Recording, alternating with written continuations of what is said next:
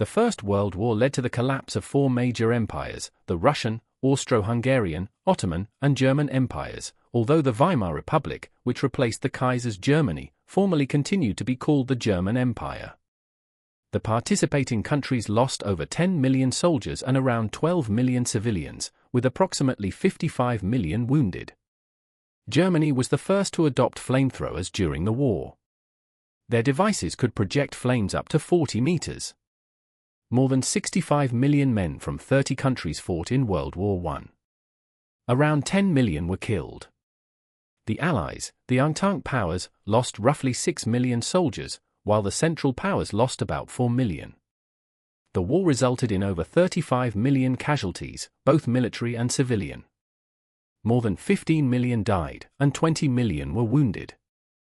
Nearly two-thirds of the deaths occurred in battles, unlike previous conflicts where most fatalities were due to disease.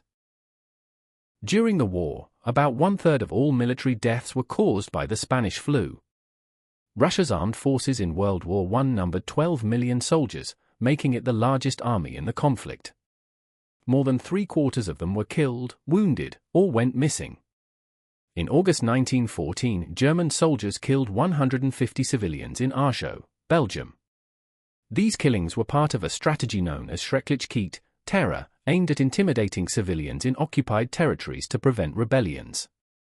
British tanks were initially divided into males and females. Males were equipped with guns, while females carried heavy machine guns. Little Willie was the first tank prototype of World War I built in 1915. It had a crew of 3 and moved at a speed of 3 miles per hour for 0.8 kilometers per hour. Artillery shelling and mines created immense noise.